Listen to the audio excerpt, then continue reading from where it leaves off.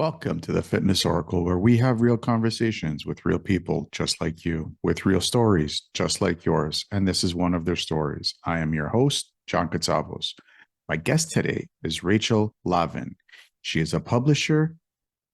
She's a published author, professional speaker, body love coach, certified health coach, and a certified personal trainer. She grew up in North Carolina and has lived in various cities across the United States. Rachel has been working in the fitness industry since 2000, teaching a variety of classes and becoming an independent trainer in 2012. She became an ACE certified health coach in 2018 and wrote her first book, The Doughnut Diaries, in 2020. Rachel's book chronicles her struggles with weight and restrictive diets and aims to help others with negative body image. Her three pillars of fitness are nourishment for the mind and body, movement, and rest. And her mission is to create a safe space for all women to feel whole in their bodies. In this episode, we talk a lot about body image, self-acceptance, self-confidence that comes from self-acceptance. And we talk a whole lot about her book. We talk about her book, and we talk a whole lot about some really interesting and deep topics. Some of them, which is for some of us guys, is a little bit tough for us to express ourselves. We even talk about, finding the right men's group and being a part of it, what's right for you. So I really hope you guys enjoy this episode. Are you guys ready to take your life to the next level? Join the Fitness Oracle weekly newsletter today and get exclusive access to a range of exciting perks. As a subscriber, you'll be the first to know about our new episodes, and you'll get early access before they get released to the public. But that's not all. You'll also receive a one-on-one phone call with me, where we'll discuss your fitness and life goals and how we can help you achieve them. And you'll get free access to our private community, where we hold community calls to talk about these episodes and see how you are applying the lessons that you picked up into your life. And that's not all. As a member of our exclusive community, you'll get access to some exciting programs that we're launching so that you can continue your journey towards health and wellness. And podcasting, because podcasting is a big part of this. You'll be surprised. Join the Fitness Oracle newsletter today and start your journey towards a happier, healthier you. Now, on with the show.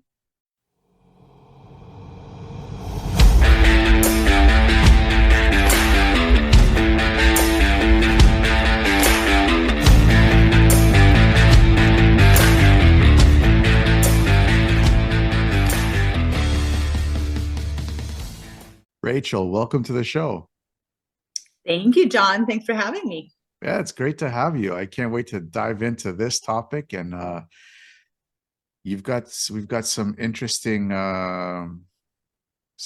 topics to talk about. So, first and foremost, what got you interested in this line of work?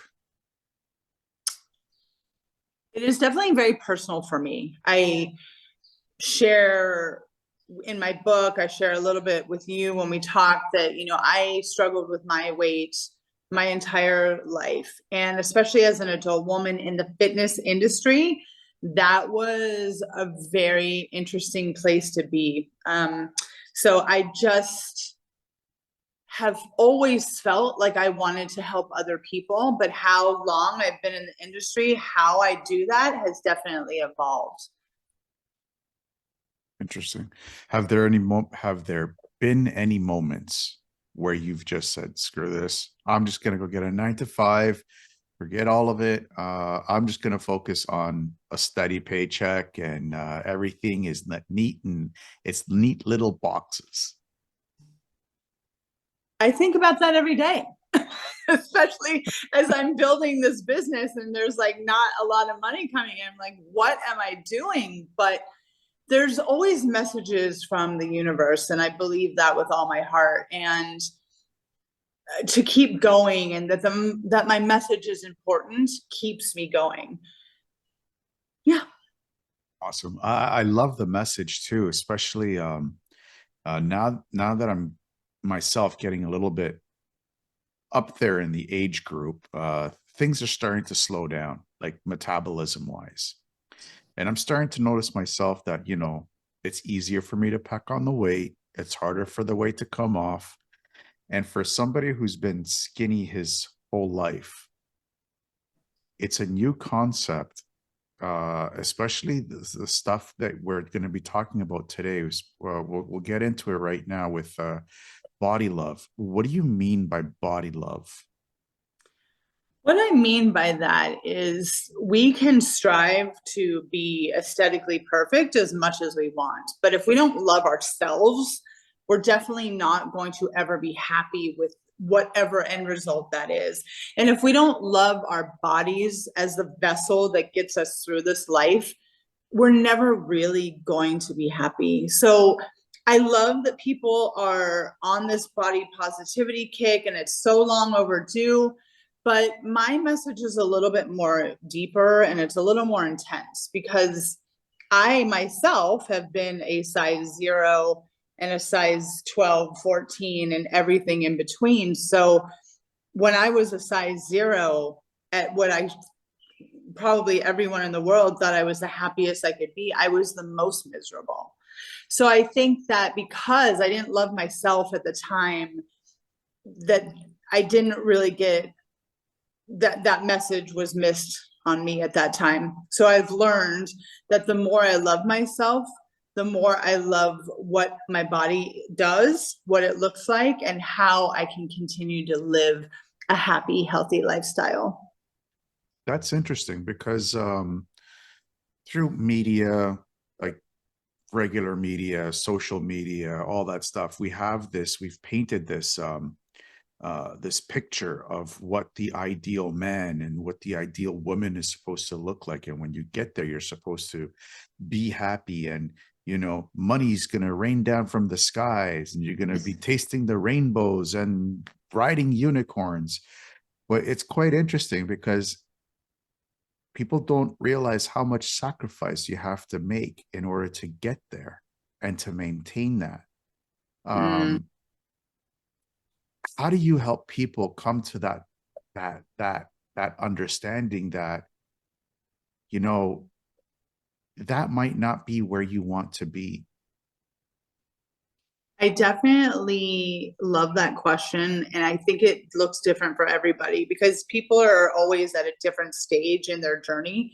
So if people are completely unaware of the negative things they say about themselves, or the negative things that they do to themselves, then that conversation is a little more difficult. But if someone is ready, like, trust me, they have tried everything, and finally they're coming to me at a place where they are ready to heal from their past trauma, or ready to change their mindset, or ready to just do things in the sense of, this is a lifestyle, this is something I want to just make a part of my life, as opposed to, I'm getting married in 6 weeks, I want to drop 80 pounds, let's do this. I hope that your listeners understand what a huge difference that mindset is. So I think that it's important, as a body love educator, as a health coach, as a personal trainer, however you want to see me, that I meet my people, my clients, my friends, the people in my life where they're at. And that really does look different for everyone. It sure does. Especially a lot of people out there, they don't see, like, this does affect men as well as much as it does women. And men do some horrific stuff to their bodies. Agreed. With drugs, with this other thing that I was introduced to a couple of years ago, where it's a mixture of oil and like engine oil and methane, where they inject it into their muscles to make the muscles look big. I know. It's disgusting and it's vile. And it's dangerous. It's dangerous. very dangerous. How do you help somebody say, you know what, this isn't right? Or I, maybe, sorry, go go ahead. Sorry. No, you No, go ahead. or maybe somebody has tried it. How do you tell them, you gotta not do this because you could die. Well, that's exactly how I open it up. I'm like, you're putting poison in your body, and I try to talk to them in the way is like, here's your body shape. Here's what is going to happen if you work out. Here's what's going to happen if you pay attention to the things that go in your body. And then I ask, are you willing and open to accept that you aren't going to look like Arnold Schwarzenegger in his younger days, or that is not going to be what the end result is for you? And I would agree with you on the fact that it still stems from, how do I feel about myself? Do I love myself? What are my reasons for wanting to do this? It is unfortunately such a stigmatism in our society. Women have to be as skinny and tiny as possible, and men have to be as big and muscular as possible. But what does that really even mean? What does that do for relationships? What does that do for your everyday life? I think the more that I ask people to kind of visualize that and think about that, then I can get somewhere. Yeah, for sure. A big part of it is uh, being able to accept yourself as who you are right now in this moment. And I think that's what my own personal perspective is, we're the ones that are missing this, because personal trainers, health and wellness experts, we're supposed to look a certain way. And a lot of us were not really happy with it. How do you bring to the foresight something? How do you help somebody, start to accept themselves as how they are, rather than, I think we've covered it a little bit. I'm curious to see if you have any more tips and tricks that you utilize. I just have to remind myself that it's an ongoing conversation. It's not a quick fix. It's really, what are you willing to share with me? What are you willing to open up with me about your past? Because I can't say this enough, that the way you see yourself today is absolutely a cause and effect of your past, whether it was your parents, your mother, a brother, sister, a teacher, a early coach, however someone formulated your mind to see your body is how you see your body now, unless you've done the work and continually do the work to accept your ever-changing body. Because as we get older, our bodies change. That is a fact of life. But because, and I'll say this again, we live in this crazy society where you're able to do surgeries and things to your body and to your face to change that, and it's so readily available to people, I think that I'd rather do that than deal with my past trauma. So that makes my job for sure much more difficult. But I also believe that innately we all want to be happy, right? And sometimes we get to that point where, okay, I've done this, I've done that, I've done all the diets, I've done surgery, I've done all these things, and I'm still not happy. The only thing that's left is to deal with your past. And once it's done, I have great news. It's done. You never have to look back once you've dealt with it. And even though that might seem very scary, trust me, it is the most freeing, most liberating thing that you could ever do for yourself.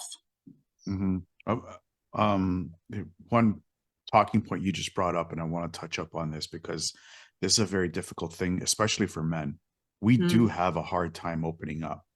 And it's because, again, society has labeled us and pictured us and painted us as this stoic pillar of the family, which technically we're supposed to be, because we do, but we are people, we are humans, and we do have other emotions other than yelling at the top of our lungs with anger to complete and utter love for everything and everybody in our lives. So Mm. do you have men clients, and how do you help them open up? Because it's a very interesting thing that I'm curious about. I have had men clients in my career, and that has been a difficult thing. Not because they didn't want to, but like you said, I mean, it's just something that they grew up believing about themselves, and it's a very hard habit to break. I can only say to you, John, that you have to want it. I am not a miracle worker. I'm not a magician, and I'm definitely not a therapist. So all I can do is support you and meet you where you're at, and just have an open and honest conversation and be there with you in that present moment while you feel your feelings. And if you feel safe and you trust me, then that makes that part of our relationship much easier. So I do my best to be a good listener. You have to be a good listener. And, I'm not there to fix you. I'm not there to fix the situation. I'm only there to advise you and offer suggestions and support you while you make those changes for yourself. Interesting, because a lot of like I said, like we have it's not that we have a problem of opening up. We do, especially to the people that are close to us. Sometimes we open up in different ways. The issue is trust, like you said. How do you build that trust where a man can actually say, you know what, when I was a kid, I was sexually abused by somebody close to me or something? Because that's, we're not supposed to show that. We're not supposed to talk about that. And Mhm. how do you build that trust with that man? I have had men tell me many things about their past like that. And I am supportive. I don't react. I don't judge. I think most men, and you can tell me if I'm wrong, that's the last thing they want to feel when they share something with you is judged. Yes. I had a client that I started training, and let's just put it this way. When I started training him, he was straight. When I stopped training him, he was gay. And in that time, he shared that part of his life with me. And the first thing I did was support him in that moment and make him feel safe. And I just said, thank you so much for trusting me with that. And I can't wait to see where your journey goes from here. And I kept it pretty simple, but I didn't judge, I didn't react, and I definitely didn't make a bigger deal about it than he was, if that makes sense. Yeah. That makes sense. That makes sense. And I don't judge men and what kind of how they live their lives or stuff like that. I don't judge that. Um, Mm-hmm. it does have a huge impact in a man's self-confidence, and that's where the biggest thing impacts a man from opening up and talking about these things. Because, like you said, we have a tendency of being afraid that we're going to be judged, and that judgment will knock our self-confidence down. How Mm-hmm. is self-confidence different from self-acceptance? I think they go hand in hand, but confidence for me means more that you feel safe to put your real self out into the world and share that with people. I also believe that it's really important that that that doesn't mean that you get to share that with everybody out in the world, because there's a lot of people who are not ready to accept that kind of energy from someone, and they don't know how to deal with that. No fault of their own. They're not emotionally at the same place you're at. So I think it's important to know, and we quantify that as being an overshare, but we don't even have to do that. It's just, you don't have to share your story with everyone. I think once people, especially men, know who they can trust, that becomes much easier. And I think that in the past decade, there has been so many more resources for men and mental health and relationships with men that have changed, that is become something that is more accepted and a little easier now. You can correct me if I'm wrong, but that, just me being out in the world, I'm seeing that. I see men who are a lot more like at peace with themselves and not so aggro all the time, like, you were talking about. It's like, it's either non-communication or it's anger. And when I was growing up in the 80s and 90s, I did see a lot of men in that space. And now I really see a shift. So I hope that continues. And I think it's wonderful. Yeah. It's interesting because there have been more men's groups, I've noticed. And I've personally been a part of 3 men's groups in my, 2 years that I've been doing this self-discovery. And not all men's groups are the same. Not a lot of them are the same.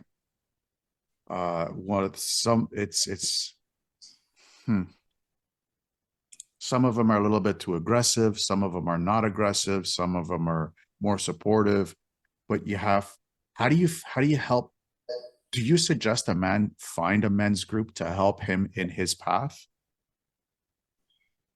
I have not up until this point, but thank you for the idea. I think, I don't even know why I didn't think of that before, because there's tons of women's groups out there, right? So why wouldn't it be the same for men? So I will now. Thank you. That's awesome. Another just follow-up question to that is, how would you see a man finding the right men's group for him? Because like I said, like there's multiple different types of men's groups. I've been part of one that was like, that I found completely and utterly toxic. And there was another one that was a little bit too supportive, but I wanted something a little bit more harder, not just pat me on the shoulders kind of thing, but I wanted that little kick in the butt. How would you help a man find the right group for him? I definitely think it's important to be clear. Like, I think when you went to those trying them out, that you didn't have an expectation. So that was great. I think if you go into it with an open mind and realize that after 1 or 2 meetings, you're like, this is not what I'm really looking for. And not being afraid to be honest with yourself and say, this is not the right place for me. And don't give up after one bad experience. I think that's so important. Because it does take time to find your people. I like to say that because it's true. It takes maybe 1 or 2 mishaps to find the group that is best suited for you. But I would suggest going into it with an open mind, an open heart, and to be pretty clear about what it is you're looking for. If you're looking for something that's a little bit more, I want to talk about my feelings, but I don't want to like sit there and hold hands and hug the whole time. Like, you have to look for that type of meeting, I'm sure. Is that the advice that you would give a woman looking for a women's group? It absolutely is, for sure. Very cool. And that all fits into like having a relationship with yourself. What are some of the steps? Like, I'm in this process myself. I thought it was going to take me a year. Boy, was I shocked. Yeah. What are the steps that you help people build those initial walking steps to identify who you are and what do you need to do to get to the next level? My first piece of advice was, you cannot put a time constraint on it, because you really have no idea how deep those traumas are. And I will share with you and your audience, even though this journey started for me 11 years ago on my 40th birthday, I am 51 now, that there was still, even up to about a year ago, I was really experiencing some anxiety and I had no idea why. And I realized in some of the things that I do for myself, which is I love therapy, I love meditation, and I love The Untethered Soul, which is a beautiful book by Michael A. Singer. And I keep it very close to me because I love to reread it or re-listen to it sometimes because I hear something different every time. And I realize that trauma lives in your body from the earliest of ages. And unless you consciously let it go, it will live there for your whole life. So let's just give you an example. You know, there's a blue car that drives by and all of a sudden you get very angry. Well, that's because your ex-girlfriend drove a blue car and you didn't like the way that relationship ended. But instead of like dealing with that and letting it go, I'm really simplifying it here, but if you didn't let that go, that pain stays inside. And I've had to let go of some things that I didn't realize I was still hanging on to. And that is just a tell and a little bit of insight into how this journey of feeling like a whole person can take a long time. So patience is key. Having no expectations of how it gets done, and then sticking to it. So those would be my 3 pieces of advice when you're kind of going through a self-discovery part of your life. Very cool. Very cool. I do want to touch up on the letting go part. We do have a very hard time letting go of stuff, even though we may think that we can let go, but we don't let go. How do you, how can I phrase this question that'll make sense? How do you coach somebody that has such deep hurt in them to let go of that hurt when that hurt has become comfortable and a part of their own character? Yes, that is so true for many of us, isn't it? I have to ask you to sit in your discomfort and to go back there and talk about it and really ask yourself, how is that which hurt me so badly 50 years ago, 30 years ago, 10 minutes ago, serving me now? Is it giving me any type of feeling that I want to carry off into the next part of my life? If it makes me angry or makes me sad or makes me fearful or causes resentment or makes me just really pull the trigger on relationships. If you're always ending a relationship because someone peed you off, then you really need to look at that. Like, why? Why did what happened to you to make you just, you know what I mean? I feel like I'm super oversimplifying it, but I'm really not. It is kind of easy. Once you start to figure out that that caused this behavior and you don't want it anymore, you can really work towards letting it go. So what you're trying to say is like people who self-sabotage themselves in whatever relationship, like physical relationship or professional relationship or, you know, relationship with anything, they have some form of Healed. unhealed. They're not healed from past trauma. What if the person doesn't know where that hurt came from? Then that's where I have to step aside and say, you need to see a therapist or maybe even, you know, a hypnotist. I don't know, but I definitely know where my lane starts and my lane ends. I can listen to you until the cows come home, but when it comes to like that deep stuff, you definitely need at that point a professional person. Gotcha. Is it okay for people to get angry so long as they don't hurt anyone? And I mean like physical anger. I mean, oh God, that's a loaded question, mister. Because I mean, we all do, right? We all get so mad that we want to punch something. But then look at our society now. People do not know how to control themselves. And there's lots of violence that happens on airplanes and lots of violence that happens in the streets. So my personal belief is, if you're at that point where you feel like you could strike another human being, you best believe that it's time to deal with yourself. Because in my opinion, that is never okay. And we're never going to get anywhere as a collective society if that's how we deal with each other. That's just how I feel.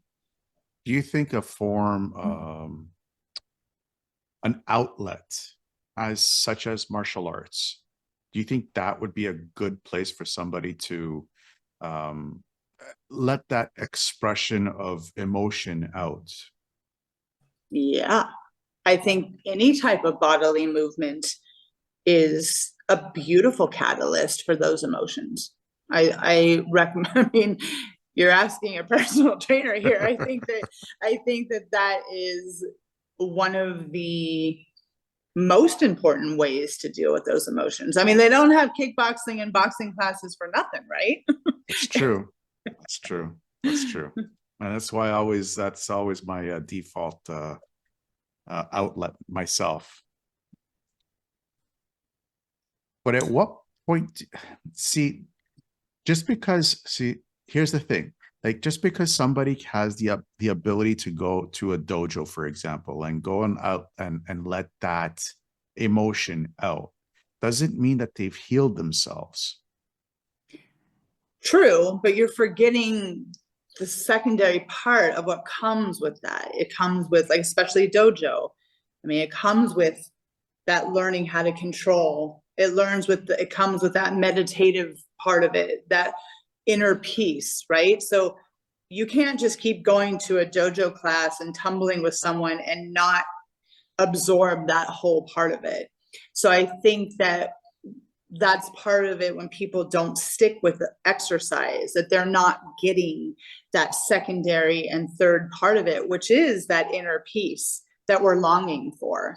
So I think that that's why it's so important for me to tell you, tell myself, tell your listeners, tell my clients that exercise and movement is not just for a short-term goal. I don't know if I can ever rid people's brains of that. Like, oh, I'm getting ready for my vacation, I got to drop 30 pounds, as opposed to, this is the way that you want to move through your entire life, then this is what you got to do. Yeah, a lot of people. Yeah, to me that makes total sense, because I get that all the time. It's like, oh, vacation's coming, I want to get the six pack abs in 6 weeks. I'm like, yeah, good luck. You're like, so you're going to be eating a pea every day for the next 6 weeks? Great. You're gonna run a marathon every single day for the next 6 weeks? Yeah, I'm sure you will. Oh my goodness. It's so funny that people don't understand like you said in the beginning of our conversation, the things that you have to do to get your body to look like that. It's not easy. No, and I get this a lot, especially from women, my women clients, where they tell me, you know what, John, I don't want to look like I'm ready to go to a bodybuilding show. And I tell them, don't worry, you're never gonna get there. Right. And it really makes me sad that women still have that misconception about strength training. Do you tell them like I do? I'm like, are you planning on taking steroids? And they say no. I'm like, great, then you don't have anything to worry about. well, yeah, I tell them that, and they're like, well, they see the natural bodybuilders, and I'm like, do you know how long it takes them to get that body? And do you know what kind of work goes into it? So I just explained to them just a small portion of what that work goes into it. And by the time I'm like, not even a third of the way in, they're like, yeah, I'm never going to get there. I don't want that. Let me help you out. This is what you tell them from now on. Okay. I don't remember this trainer's name, but when I was living in New York, he was on the news and in the fitness segment. And he said in the most simplest terms, if you want my body, quit your job. And I use that all the time, because how simple is that sentence, but how big is that thought, right? It's like, if you want to look like me, you have to quit your job, meaning you have to spend those 8 hours at work in the gym. I hope that was super clear. Yeah. Or meal prepping, or sleeping properly or supplementing properly, or it's just such a huge monster. Like it's near, it's like you said, if you quit your job, you can get there. If you're not willing to quit your job, don't worry about it. I know. Ugh. uh So many things that we still have to dispel in our industry. oh man, you have no idea. Actually, I do. Yeah, I think you do. I think you do. Oh man, yeah. You have a book out called The Doughnut Diaries, and this was what interested me the most about you. You're a personal trainer that wrote a book about Doughnut Diaries. Talk to us a little bit about what is the Doughnut Diaries? Well, it's definitely not a book about donuts. I just, real quick, the title is a fond memory of when I was a child. I loved donuts, and my uncle used to take me once a week or a couple times a month and all my California peeps know this, the Winchell's Donut House. Okay. It was a huge donut shop. Like, you can liken it to a Dunkin' Donuts, but much better. And he would get me one donut. I would always pick the rainbow sprinkle cake donut. And I never thought about it. It was a treat. It was a special time between me and my uncle. And of course, as you grow up, it's like you learn, well, you can never eat donuts. You can never do this. You can never, because they will all make you fat. So when I decided to stop restricting myself and live a life of freedom, having a donut was the first, I'm using air quotes here, bad food that I reacquainted myself with. And I was happy to report that it was a beautiful, joyous feeling. I ate my donut on a park bench in Central Park, and then I went off and I didn't think about it again until the next time I wanted a donut. So that's why I titled my book The Doughnut Diaries, because it's special for me. And then what my book is about is it is my story of my journey of all those 4 decades of how I just did not know how to take care of my body, how I felt betrayed by my body, and how I just did not have any self-love. And when I turned 40, I decided to make a conscious decision that I was going to do whatever it took to change that, because I did not want the next 4 decades to be the same. I wanted to be happy. And so doing the work to clear all that madness out of my head, and like I mentioned earlier in our conversation, we're on year 11 now. But the beautiful part of this story is that I can wake up every day in the body I'm in and feel no shame, no hatred, and feel absolute 100% love for myself, for Rachel as a person. In all transparency, do I have my moments when I put on an article of clothing or I wake up one day and I don't feel so hot? Of course.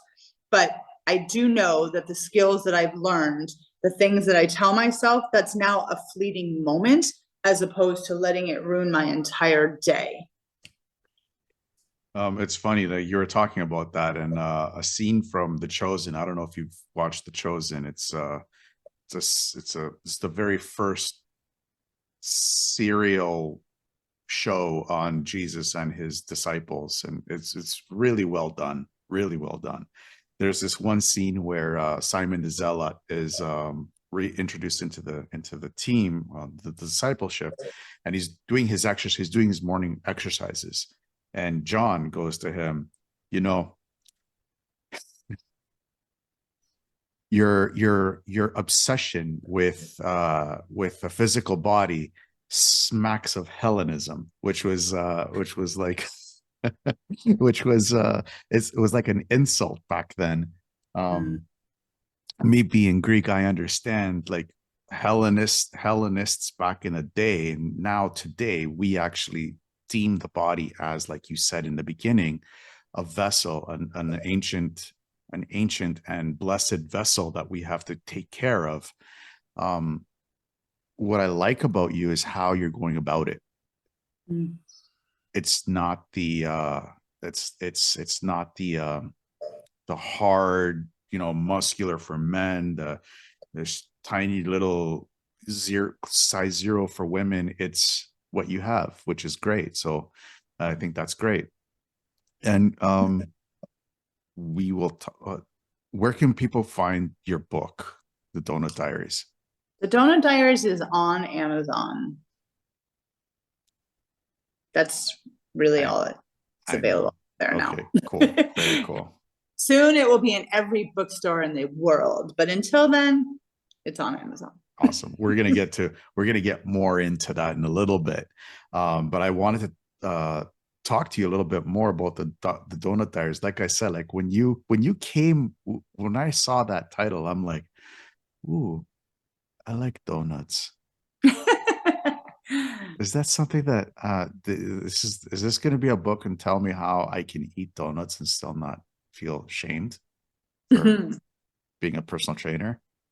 So, like I said, like I really love the title, The Doughnut Diaries. Let's talk more about your book. What was one of your more defining or aha moments that you had while you were writing your book? That I wanted everyone who read it to know that they weren't alone. And I definitely did not. And like I told you before, I have nothing against self-help books, but I didn't want that to be my book. Like there's definitely not a part in there where I'm like, you have to journal for 30 minutes and smell lavender candles. And I just wanted it to be like you were sitting on the couch with me and we were talking about everyday life and I was telling you how I got to where I was. I wanted it to sound like me. I wanted it to be funny and a conversation, but more importantly, like I just said, I wanted you to know that you weren't alone. Very cool. Very cool. I love books like that. And I love reading books. We are coming close to the end of the show. And these are the 7 or 8 questions I ask all my guests. I just want to get your feedback on these 7 or 8 topics. Okay. With the increase in people suffering from depression from the constant uncertainty that we've been living through for the last 2 to 3 years, what would be the one thing that you could tell them to keep their hopes up? That everything always gets better, but you have to believe. And I think that the more we get back out to being with each other, the more we get back to, and it could be a new routine, but a routine that makes you feel whole and safe in your environment, then that's a great place to start. Awesome. What's the one thing that you do daily that amplifies your ability to stay focused? I wake up every single morning and say thank you. I'm saying thank you to the universe. I'm saying thank you to God. I'm saying thank you to myself. I just wake up every morning starting my day in gratitude. If you could pick up the phone right now and call yourself at 20 years old, what would you tell yourself? I would say, Rachel, all the things that you think you are not, you already are. Very cool. Very good. Looking back, would you change anything? No. Well, yes, I do. I would probably never pick up a cigarette. Yeah, you and me both. That's the only thing. I would never have started smoking. What scares you? That changes. That my message is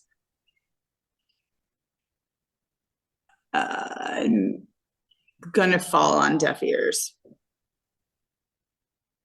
Okay, cool. Where do you see Rachel Lavin Wellness and the Doughnut Diaries in the next 5 years? Definitely a global effort with many, many, many amazing women, people, but it's not going anywhere. We are going to change the world. Very good. How about you personally? Where do you see yourself in the next 5 years? Traveling all over the world, spreading my message, speaking on stages, and working with men and women everywhere. Cool. And where can people find more about you? I am on the socials, Facebook, Instagram, LinkedIn, all under Rachel Lavin Wellness. My website is also Rachel Lavin Wellness, and that's where I keep anything upcoming events, where you can find me, where you can book me, where you can talk to me, and my blogs, interviews. Like your amazing interview will be on there. Awesome. Thank you. And we will post all the links to you, whatever, all the links that you gave us, we'll post in the show notes so everybody has access to it. Plus, we're going to add in the easy access to the Amazon to get access to your book, The Doughnut Diaries, so everybody can purchase it from there. Wonderful. Thank you. Of course. Any final thoughts? I just would love to tell your listeners that to be kind to yourself, to be patient with yourself, and no matter how big you see this hurdle, you can do it. Awesome. Rachel, thank you so much for coming on the show. It was a pleasure to have you on here and to talk to you about these really interesting concepts that I struggle with myself, not just with me personally, but also with my own clients. They're always striving, and myself, we're always striving to get the chiseled chest, get the six-pack abs, get this, look like this person, look like the Matthew McConaughey's. Well, it's like, so to have somebody like you come on the show and talk and say, you know what, no, you're good just the way you are, is awesome. So thank you so much for this. You are so welcome. It was a pleasure. Thank you so much. Going through hard times is just a test. What you need to know is that when you get out of whatever you're going through, you will be stronger than ever before, and you don't need to go through it alone. Always know that you are not alone. Stay tuned for more real people with amazing stories that are just like yours. Until then, to everyone out there listening, I wish you a good morning, good afternoon, or good night, wherever you may be in this crazy world. Hey guys, John from Resilient Reboot Productions and the Fitness Oracle. I just wanted to thank you for watching this episode, and I really do hope that you enjoyed it. Please don't forget to subscribe, hit that bell, and share this episode if you are watching this on YouTube or on Rumble. If you are listening to this on iTunes, Spotify, Google Podcasts, Breaker FM, or whatever streaming service that you may be using, please give us a 5-star rating and a positive review, as it will help us reach out to more people that are suffering from mental health issues. Now, if you haven't done so already, I am offering access to a free weekly newsletter that we send out every Sunday, and it's jam-packed with podcasting tips and health and wellness tips to keep you balanced in the podcasting and content creating space. So if you haven't done so already, sign up to this free newsletter. It's totally free, and it also gives you access to the Fitness Oracle private community in Mighty Networks, where we talk about this episode. We talk about how you have implemented these lessons that you've picked up in your life and how it's impacted your life. And we are working on a lot of great other programs and support systems for you guys to be able to access. So if you haven't done so already, sign up to the newsletter, and I'll see you guys on the inside.